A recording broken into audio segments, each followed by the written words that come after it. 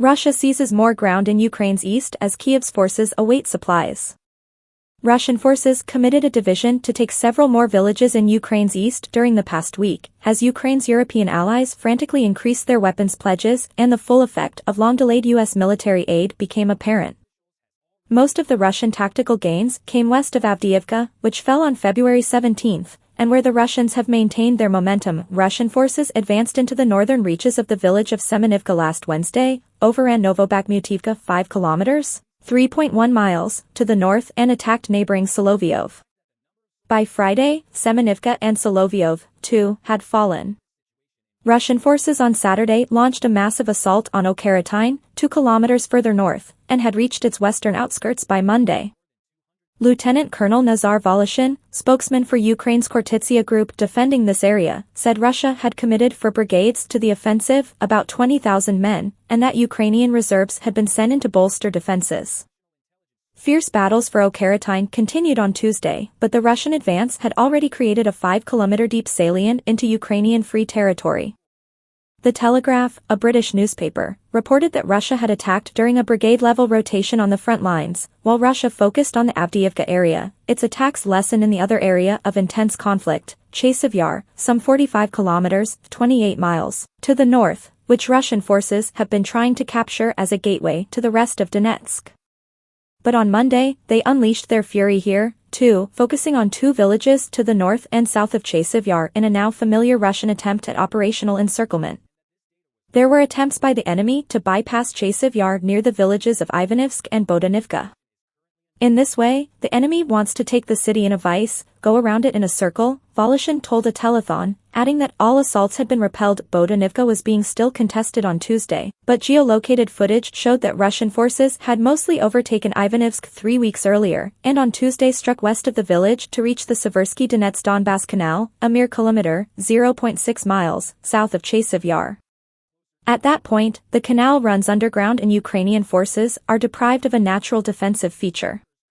The situation at the front worsened, announced Ukrainian Commander-in-Chief Alexander Syrsky on Telegram on Sunday, explaining that Russian forces were trying to use the canal as a line of advance.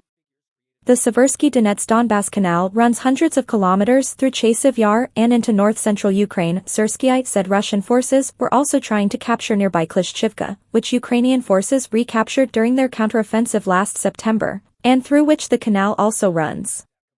Casualty figures suggested the depth of Russian commitment to these goals. On Sunday alone, Ukraine's armed forces said they killed or wounded 1,320 Russian soldiers, and another 1,250 on Monday, but it was clear that the vast majority of these were on the Avdiivka and Chasiv Yar fronts. Russia rarely comments on its losses, while Al Jazeera was unable to confirm the toll. On Monday, Voloshin said the Khortytsia group alone had eliminated an average of 1,000 Russian soldiers a day in the previous week. Out of 131 combat clashes on Sunday, Ukraine's general staff said 55 had been west of Avdiivka. However, Russia has shown that it has a high pain threshold for casualties. The United Kingdom's Minister of State for the Armed Forces, Leo Doherty, said Russia had suffered an estimated 450,000 casualties during the full-scale war, and had lost 10,000 armored vehicles, including 3,000 tanks. In addition, a proportion of the Russian losses consists of low-quality troops. A Ukrainian platoon commander told Ukrainian media that Russian forces were unleashing Storm Z and Storm V convicts as a first wave of attack, followed by elite Russian paratrooper units. Ukraine recently passed a law to raise more than 250,000 new troops, but that will take months, and in the meantime, Ukrainian defenders are locally outnumbered. Ukrainian Colonel Pavlo Palisa told Suspiln that Russian forces outnumbered the Ukrainians 5 to 7 times over in Chasiv Yar. On the western end of the front, the picture was more mixed.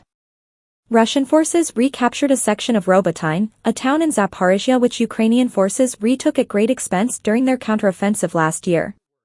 But Syrsky said Ukrainian forces managed to establish control over Nestraiga Island in the Dnipro River Delta, which Russian forces had been using to harass Ukrainian positions on the right bank. The UK announced its largest ever military aid package to Ukraine on April 23, worth £500 million, $625 billion. The package comprises 400 armored or all-terrain vehicles, 60 boats, and 1,600 missiles for air defense, attack and long-range strikes. We will never let the world forget the existential battle Ukraine is fighting, and with our enduring support, they will win, Defense Secretary Grant Shapps said. On Thursday, the Danish parliament voted overwhelmingly to increase aid to Ukraine this year by $590 million, because the amount allocated for 2024 has already been mostly spent.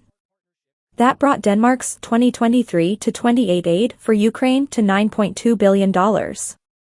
Australia on Saturday announced a $100 million military aid package to Ukraine, with half of it dedicated to short-range air defense. On Monday, Germany announced a military aid package to Ukraine including a Skynex air defense complex, artillery rounds, and ammunition for Iris-T air defense systems, Jeopard anti-aircraft guns and other systems. Allies have pledged a total of $95 billion worth of weapons, NATO Secretary General Jens Stoltenberg said, but much of that is in effect a wish list, as the weapons have to be manufactured. The latest pledge in this category came on Friday, when U.S. Secretary of Defense Lloyd Austin announced a new $6 billion package of military equipment through the Ukraine Security Assistance Initiative, USAI, which allows the U.S. administration to order new equipment directly from manufacturers. However, the process will still take months. Of more immediate effect was the $1 billion worth of equipment the U.S. shipped out last week, hours after U.S. President Joe Biden signed into law a $95 billion supplemental defense budget it took Congress almost 6 months to approve. U.S. military assistance is currently en route to Ukraine and will take several weeks to arrive to frontline units and have tangible battlefield impacts, wrote the Institute for the Study of War, a Washington-based think tank. Virtually addressing a meeting of the contact group of Ukraine's allies in Ramstein, Germany, Ukrainian President Volodymyr Zelensky said the new aid would enable Ukraine to go back on the offensive. Although the Russian army managed to seize the initiative on the battlefield, we can still not only stabilize the front now, but also move forward, achieving our Ukrainian goals in the war, said Zelensky. Politico quoted 3 unnamed U.S. officials saying they doubted whether that was possible. Zelenski struck a more sober note at Ramstein, saying the tactical and operational situation has a tendency to worsen, and stressed the urgent need for deliverable missiles, air defenses and ammunition. Stoltenberg on Monday admitted NATO allies had fallen short of their commitments during a surprise visit to Kyiv. Serious delays in support have meant serious consequences on the battlefield, he said. For months, the U.S. was unable to agree a package. And European allies have been unable to deliver ammunition at the scale we promised. Ukraine has been outgunned for months. Russia has been able to push forward along the front line. But it's not too late for Ukraine to prevail.